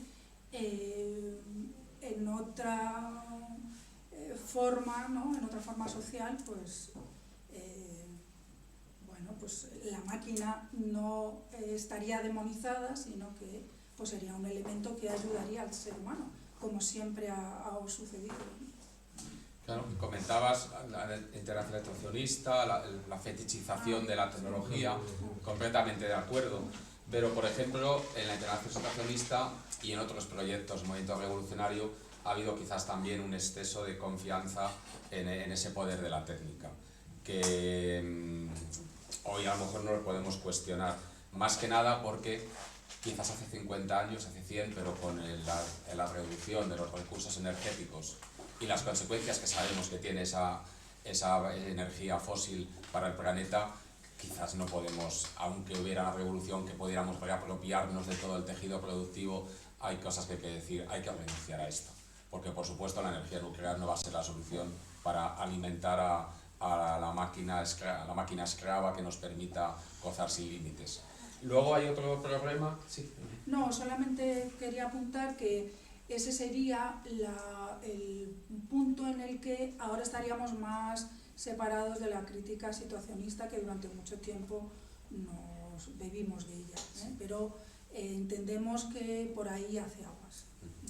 Y luego hay otras tecnologías que no son reapropiables porque están diseñadas desde el principio con un objetivo capitalista y con una metodología autoritaria. La cadena de montaje, vaya, esas hay que desmontarlas, lo cual no quiere decir que no necesitemos máquinas para seguir produciendo, pero no una cadena de montaje. Pero es un debate, claro, pero es que Mumford, Illich, pues también hablaban de una tecnología más cercana a lo que sería la vida comunitaria, y entonces, claro, las revisiones máquina por máquina, técnica por técnica, lo importante sería ver si se puede desvincular, bueno, en primer lugar es lo principal, desvincularla de lo que es la producción de mercancías, porque a partir de ahí todas esas técnicas se puede aclarar su uso, si no están encaminadas a producir cosas que se puedan vender para producir más cosas que se puedan vender mejor todavía, lo que sería volver a enlazarlo con la crítica al valor. Hay aquí algo interesante que lo hemos comentado una vez, que ¿cómo hubiera sido una revolución industrial, la del vapor para empezar, si no hubiera sido capitalista? Si esos inventos hubieran llegado a una sociedad no capitalista, que los luditas hubieran hecho la revolución y a partir de ahí lo hubieran utilizado. Hay luditas y artesanos del siglo XVIII que sí que estaban innovando, sus nombres se han olvidado, menos investigaciones que pueda haber muy eruditas, pero eran pequeñas innovaciones tecnológicas en sus telares o en sus máquinas que facilitaba el trabajo, pero no castraba la parte creativa y comunitaria de ese trabajo. Entonces no eran tampoco exactamente tecnófobos, ¿no? Y entonces esa sería una idea interesante, el desvincular a la maquinaria productiva de todo lo que tiene que ver con el valor y luego ir analizando cuál puede ser, tanto por la forma en la que se trabaja con ella y el impacto sobre tanto el cuerpo como sobre la psicología del que está ahí trabajando, como, bueno, todas las consideraciones ecológicas, ¿no? Decías la digitalización, por supuesto, estamos de acuerdo con Lourdes que como panorama de vida no, pero por ejemplo, bueno, pues uno de los problemas que tuvieron en el Consejo de Aragón durante la Revolución Anarquista del 36 eran los cuestionarios que tenían que rellenar las comunas de los pueblos de cuestiones de coordinación, de que si aquí falta aceite o aquí sobran clavos, y que muchos se quedaban sin rellenar porque debían ser aburridísimo de contestar aquello. Hay evidentemente la digitalización, hay pues sí, internet para poder comunicar esas necesidades de las comunas. Sería absurdo negarse también de una manera fetichista por principio a ese uso en concreto. Todo lo que podía pensar Kropotkin quizás con la tecnología ahora es lo que podría utilizarse, y no lo digo yo, es Jacques Ellul tiene un libro, el único libro casi que escribió, en el que sí que le interesa la informática de ese momento, que es a finales de los años 70, como la manera, eso sí, de poder recrear una vida comunitaria única y exclusivamente para poner en contacto necesidades o de las diferentes comunas o de lo que fuera. Yo quería enlazar por aquí, a lo mejor no para extendernos mucho el tema de la digitalización, pero sí al menos que comentéis, si queréis, ya digo, por hacerle ahí un apéndice, ¿no? El tema de, porque alguna vez lo hemos hablado por aquí, y tú, José, escribiste una cosilla sobre cómo ha influido, que podríamos decir, en tantas otras áreas de la vida, ¿no? Y que a lo mejor no ha habido un cambio sustancial en los 2 últimos años, pero sí ha estado el debate y sí se están intentando ciertas cosas, ¿no? Pues respecto a la educación, que a lo mejor es uno de los sectores donde más se ha visto los esbozos, ¿no? O las amenazas, ¿no? A lo mejor no se han materializado, pero igual que en el mundo del trabajo o en otros sitios, la cultura lo han intentado y parece que no ha permeado tanto, pero bueno, por ejemplo, la educación, y te lo digo porque ya que tú tienes que ver con el tema, ¿no? Pues no sé, cómo la habéis vivido, qué amenazas le veis. Y Lourdes también. Sí, ¿no? Podemos, claro. Bueno, en concreto fue los meses del COVID que hubo que llevarlo todo a internet precisamente, y que nunca se había trabajado tanto y para tan poco. porque lo único que fue es un batiburrillo de enviar trabajos, corregirlos y simplemente un parche. Se puede entender por ese momento y ya está. Lo malo casi fue lo del año siguiente, que en la que se implantó las cámaras para grabar las clases o para retransmitirlas en directo a los alumnos que se quedaban en casa, y eso había la amenaza de que se convirtiera en una costumbre, en un método educativo. Claro, lo que hay ahí hay muchas cosas distintas, desde la intromisión en lo que es una clase entre un profesor, una profesora, los alumnos, que al tener esa presencia de la cámara es un elemento casi de control policíaco, a lo que es la espontaneidad de una clase dentro de del modelo de educación autoritario que conocemos, y que eso sería otra crítica, por supuesto, pero en la clase se da una relación directa para lo bueno y para lo malo, tanto para el momento en el que se está dando un aprendizaje o compartir saberes, como en el momento negativo en que hay un enfrentamiento entre profesores y alumnos o entre los propios alumnos, pero eso es la vida. Al ser mediado por una cámara, todo esto puede quedar completamente tergiversado, transformado. Hoy en día lo que está pasando ahora es que con lo de las cámaras se está negando el derecho a que si un alumno o una alumna no viene a clase porque está enfermo, pues que se quede en su casa tranquilamente descansando, no que siga la clase, porque ahora la excusa es esa, que como ya están las pantallas, pues si el COVID o se ha roto un tobillo jugando a no sé qué, tiene que seguir la clase en su casa. No, perdón, que se quede los 15 días pues mirando a las musarañas si le apetece, pero no siguiendo la clase. La ética del trabajo hasta ahí la quieren introducir. Entonces, bueno, es una pincelada nada más este comentario. Sí, bueno, pues ahondar en lo mismo. Pues como siempre, la pantalla es una mediación entre los seres humanos que, en el caso concreto de la educación, me parece que donde más daño hace es en esa ruptura de un espacio, de una intimidad y de un lenguaje propio que se establece entre las personas que están comunicándose, entre los alumnos y los profesores. Y todo lo demás, por supuesto, no solamente lo que comentaba José Manuel de la alumna que se queda, sino de los profesores que están enfermos y que, teniendo una baja médica, tienen que dar clase. Bueno, sí, es una profundización es una aberración. Es una aberración y una profundización en la separación que ya existe y que sabemos que la pantalla pues acentúa. Y si se va profundizando, claro, el límite que tienen aquí es que entonces si los chicos o los alumnos se quedan en casa, las familias se quejan, y entonces es un límite un poco absurdo, pero que existe para implementar la teleeducación, que no sería raro que sea una tentación. Pero al final es experiencias colectivas, mejores o peores, pero donde la gente se encuentra cara a cara, donde saltan chispas, donde también puede haber pues una asamblea de estudiantes que decidan hacer una huelga o apoyar la manifestación del 8 de marzo. Todo esto, si se queda en casa, no nos engañemos, se viene abajo. Incluido el propio movimiento a raíz del 15M llegó la marea verde, que en el caso de Madrid pues fue muy potente, y era porque nos reuníamos en el instituto y nos veíamos las caras y discutíamos. Que si cada uno en su casa, o las reuniones son, como ahora se están haciendo por desgracia, con el Zoom y el Zoom y todas estas cosas, pues hay que olvidarse, o por lo menos la capacidad de potencia que da el encontrarse se difumina. Eso es así. Una cosa es que sea un instrumento, pues ahora tenemos un streaming para la gente que esté en casa, ¿de acuerdo? Pues esto es una cosa voluntaria y puntual. Y otra es la vida de todos los días, en las que las alianzas, también los enfrentamientos, las discordias, pero las alianzas se han dado en el barrio, en la fábrica, en el instituto.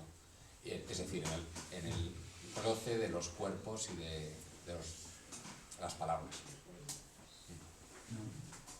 Sí. Podría ser un cambio de tercio, fundamentalmente porque, claro, para mí el surrealismo me remite inmediatamente al tema de las artes plásticas, ¿no? Entonces, claro, pienso en el surrealismo, me adelanto un poco en el Dada y en el Café Voltaire, por ejemplo, ¿no? Entonces, claro, es una época de posguerra, es una época de guerra donde ellos casi, bueno, su manifiesto plantean de que en una situación de guerra como la que nos puede estar pasando ahora no hay lógica posible, o al menos la lógica cotidiana no nos sirve para explicar muchas cosas. A partir de ahí, su formulación plástica huye de toda sintaxis académica y empiezan a mezclar cosas para que el observador construya su propio mundo, ¿no? Entonces, eso es una actitud de enorme respeto intelectual al espectador, ¿no? Y porque están planteando evidentemente otra relación. Entonces, lo que yo quería plantear o cuestionar, que igual lo mejor es que puedo hacer es leerme la revista, que ya la tengo aquí, por cierto no la he pagado porque no había nadie para pagarla. Entonces, lo que quiero decir es que esa actitud que tenían previa a la formulación plástica de los artistas surrealistas, incluso en el Dada también, ¿no? No sé si eso, en todo lo que estáis planteando vosotros, se lleva también a cabo, o realmente todo ese discurso intelectual que habéis contado tiene mucho que ver con el discurso académico, ¿no? Que me temo que, no lo sé, bueno, digo, aparte de los títulos que me han hecho mucha gracia, que son casi todos palíndromos o cuasi palíndromos, no sé si es casualidad o es buscado, ¿no? Quería decir, hace unos días hemos tenido aquí otra sesión estupenda sobre todo el pensamiento político, concretamente sobre los escritos ecológicos sobre ecología, de Sacristán, ¿no? Entonces, él habla, por ejemplo, en una conferencia que da en la Facultad de Económica, me parece, de Barcelona, sobre la falta de economistas que hay en el movimiento ecologista, que les lleva a plantear ciertas cuestiones que tienen un interés vital, humano, medioambiental, etcétera, pero que carecen de una solidez porque no les falta el argumento, la herramienta del economista, ¿no? Lo que quiero decir con todo esto, y con lo que decía antes, que no sé si aquí, en definitiva, todo este discurso que habéis contado está basado también en una metodología o en un modo de razonar ya al uso, ¿no? Con lo cual las salidas casi nos están abocando a lo de siempre, ¿no? Es decir, tenemos el Dada, tenemos tal, los patafísicos.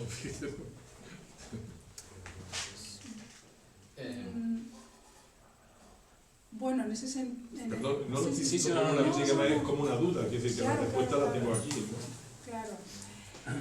Bueno, a ver, en ese sentido, claro, nosotros somos honestos, nos reclamamos del surrealismo y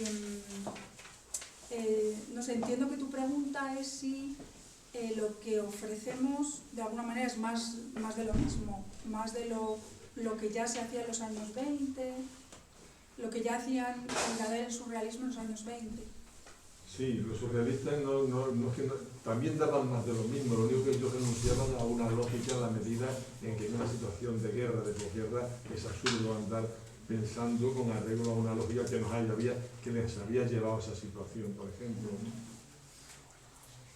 Bueno, hombre, en la academia, en la universidad hay de todo, claro, y gente que investiga y habla de cualquier cosa, ¿no? De cualquier idea, la más subversiva que sea, pero las corrientes en las que nos basamos, o un poco lo que hemos estado comentando, más de lo mismo en el sentido académico, pues el anarquismo, la teoría del valor, la teoría crítica de la técnica no suele ser precisamente la filosofía de la dominación o del sistema o de los gobiernos actuales, ¿no? Creemos que no, creemos que partimos de una serie de críticas o unos puntos de partida que son antagonistas, radicales o la palabra que le quieras dar, lo cual no quiere decir que tengan que ser necesariamente irracionales o disparatados, no. Ahora, luego, si es de teoría, creemos que hay teoría y hay práctica. Todas las experiencias que ha explicado Lourdes del comunismo del genio son experiencias hechas con gente de todo tipo, no hacía falta ni que conocieran el surrealismo ni nada, tampoco todo lo contrario, pero que estaban perfectamente bienvenidos y o se hacían, lo que hicimos en Jaca fue una reunión de artistas o creadores o gente anarquistas, y que además había allí como, no sé, 50 colectivos distintos y mucha gente que fue a lo largo del fin de semana, y eso era una acción práctica dentro de lo que es precisamente la creatividad.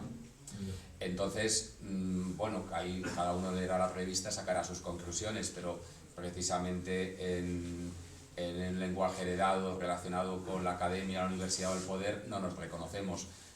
Si por ejemplo pensamos en las presentaciones de la revista que estamos haciendo, pues hemos ido a la Maldita del barrio Gamonal de Burgos, a la Rosa de Foc de la Fella y de la CNT de Barcelona, al Zapateneo de Vitoria-Gasteiz, al Cambalache de Oviedo, a la Enredadera, que creo que no son centros del poder, no nos vemos precisamente ahí, ¿no? O ahora no recuerdo cuál, otro centro libertario que había en Aranjuez. Nos estamos moviendo al mundo al que pertenecemos, que creemos que no es precisamente el ni de academia ni del poder.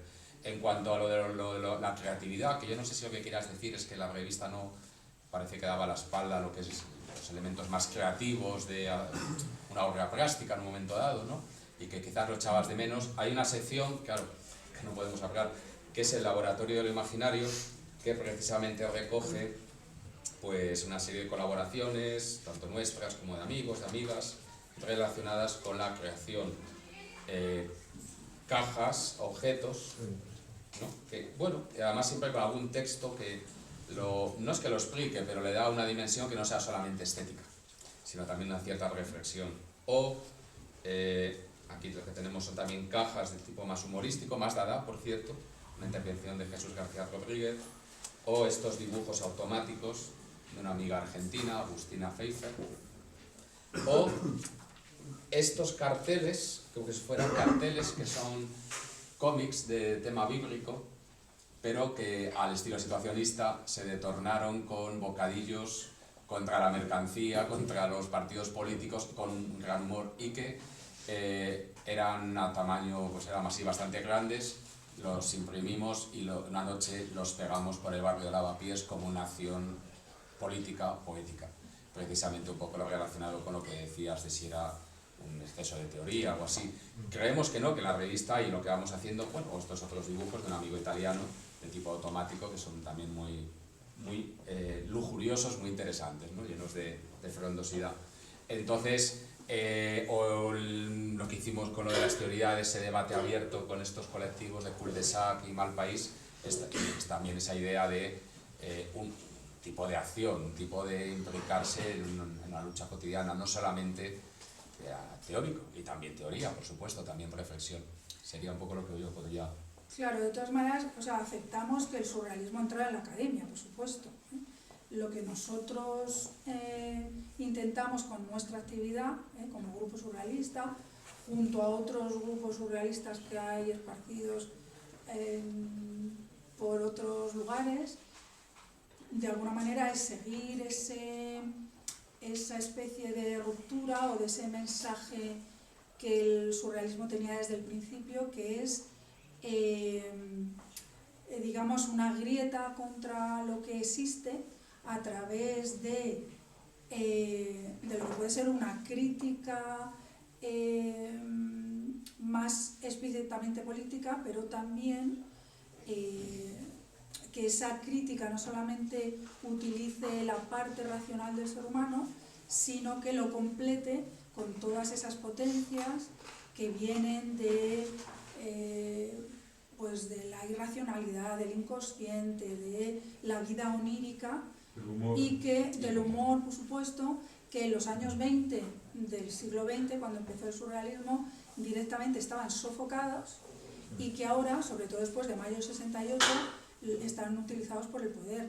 Entonces ahí sí que ha habido como una especie de intento de evolución, de adaptarnos no, o sea, somos personas que vivimos a finales del siglo XX, principios del siglo XXI, y aceptamos eso, ¿no? Que el surrealismo, por supuesto, está en los museos, en los catálogos de pintura, pero nuestra apuesta es otra. Precisamente ahora todo ese bagaje del ser humano, que es fundamental para entender su comportamiento, está atravesado por la lógica de la mercancía. Y pues con nuestra actividad más explícitamente política, pero también lo que nosotros llamamos poética, ¿no? Es un surrealista portugués que tiene como una especie de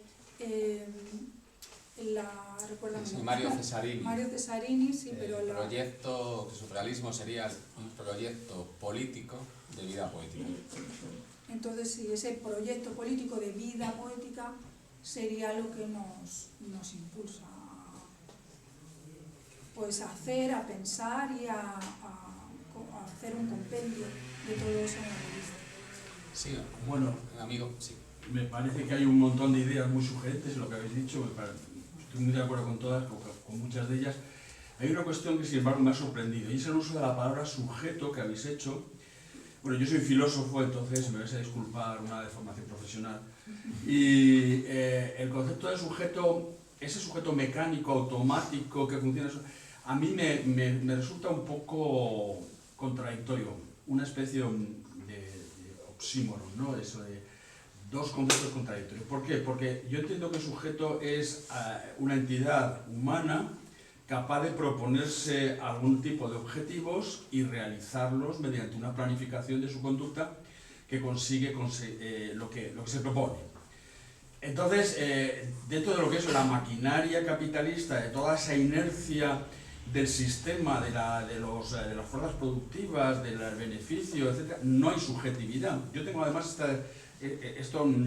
esta disputa, esta disensión con un amigo que es un marxista que está publicando muchas cosas interesantes, Andrés Piqueras, profesor de la Universidad de Valencia, y él habla del sujeto capital, ¿no? El capital como sujeto.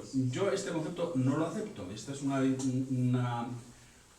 debate que tenemos, ¿no? Yo creo que habéis definido bien el proceso como una automatización, como una inercia, digamos, del proceso histórico que conduce hacia metas inaceptables desde el punto de vista de la humanidad, que es el sistema capitalista, la destrucción de la biosfera, la eliminación de la libertad creativa del ser humano, la uniformización, el hombre unidimensional, que decía Marcuse, etc.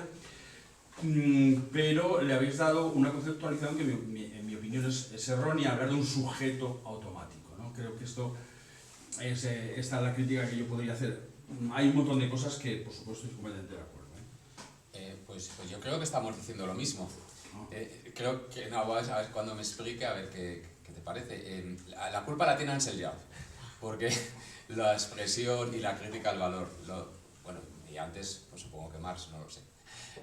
La expresión sujeto automático la utiliza mucho la crítica del valor, y lo que se refiere creo que es un poco a lo que dices, que es más allá de la subjetividad o de la voluntad de la clase dominante como tal, la economía capitalista y todo lo que implica se comporta de una manera automática, sin negar del todo la autonomía nociva de ciertos capitalistas de carne y hueso, pero que el mecanismo acaba siendo impersonal en el sentido que supera la propia voluntad de la persona y que les lleva a dimensiones o a procesos que ni siquiera ellos son ni conscientes ni lo acaban de gestionar, una especie de huida hacia adelante enloquecida. Sí.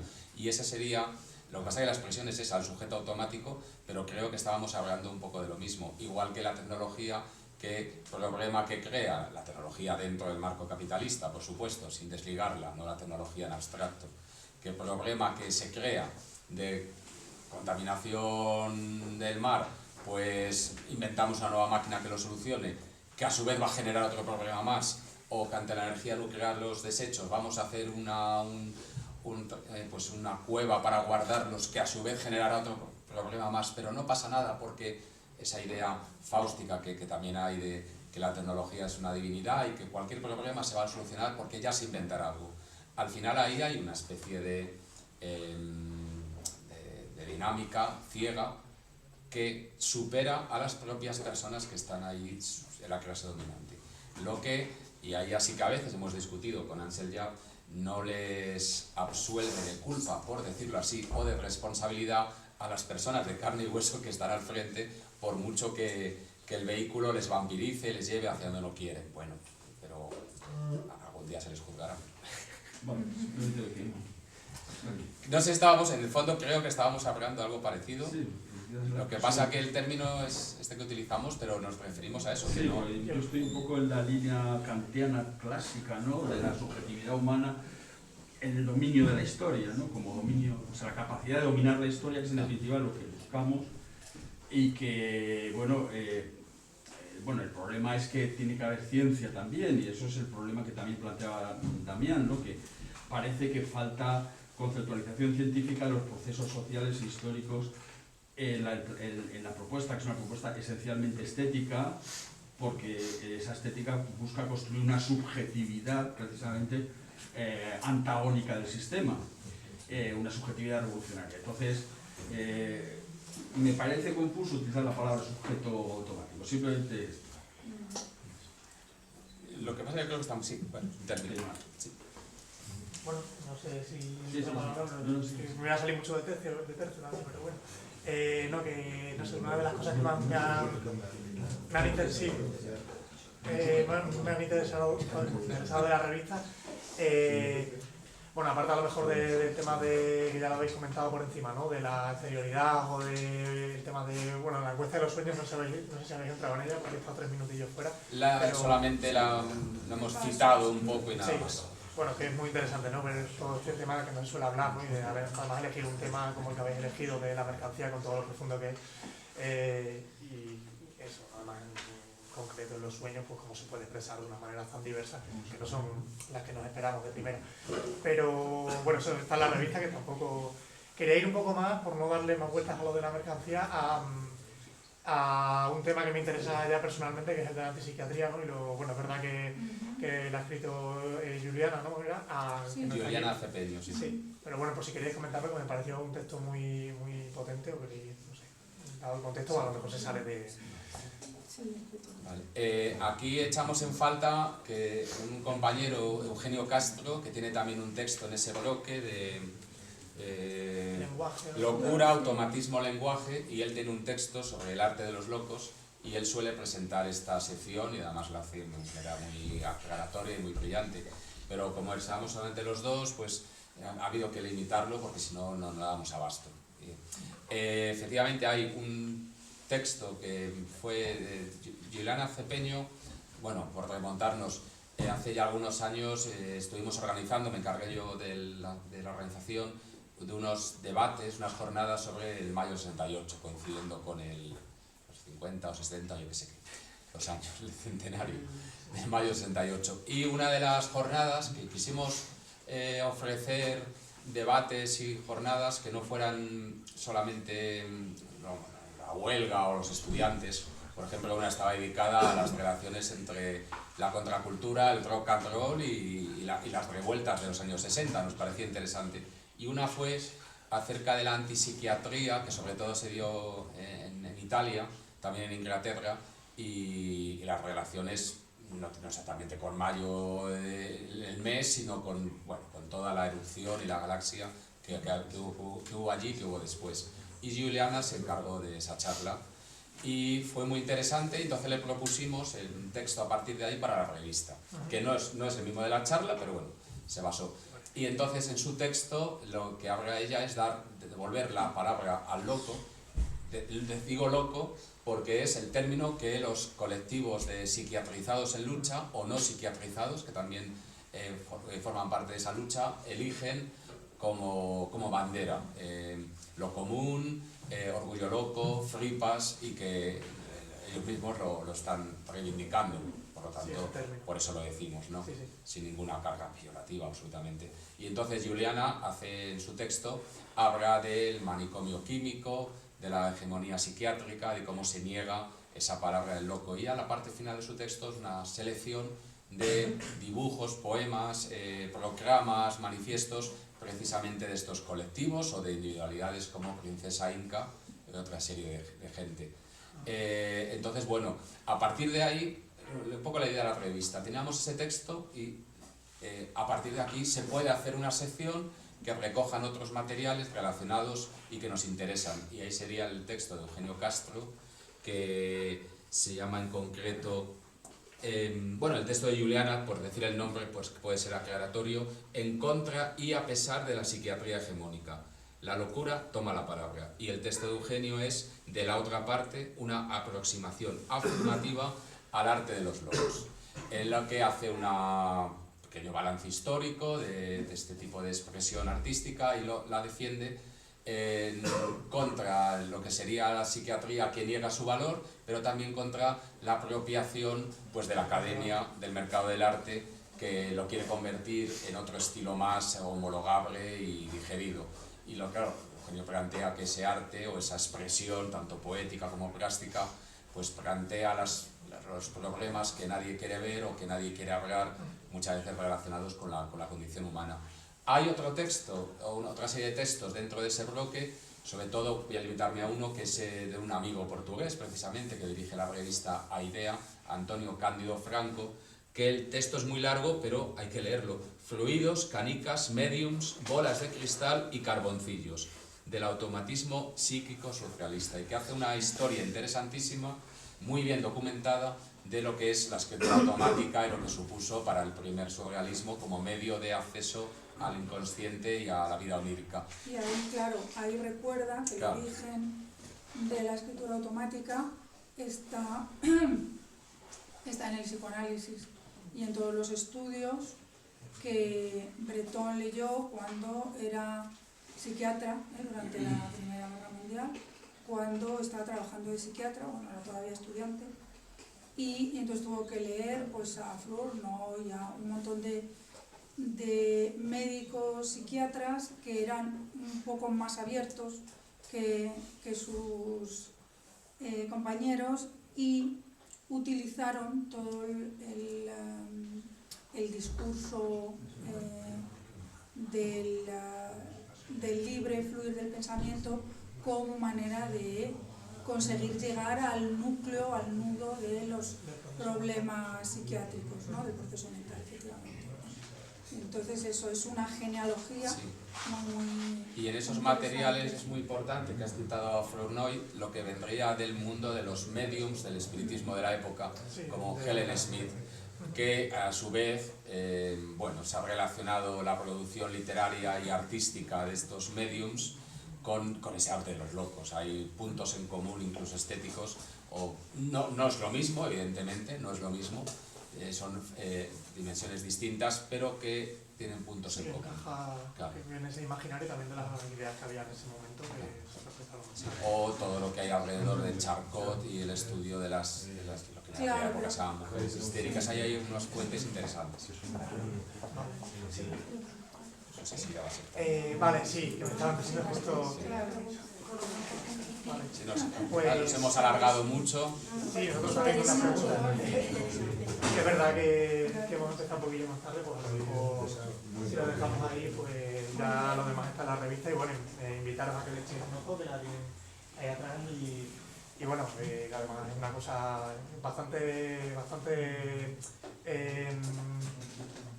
poco habitual, ¿no? de encontrar publicaciones como estas, ¿no? Nos parece además bastante potente, que por eso además queríamos invitarles y nada, lo dicho, un buen artilugio que además en cuanto al valor, el valor es alto pero el precio es bajo, ¿no? Porque es verdad que la habéis sacado a Hay 15 lectura para la siguiente pandemia, Vale, sirve vale. para poner algo encima, incluso como arma arrojadiza, bien disparada, abre la cabeza del enemigo. O sea que cuando no haya energía se puede quemar y da como una hora de calor, porque hasta que... tiene combustión por una hora. Muchas gracias.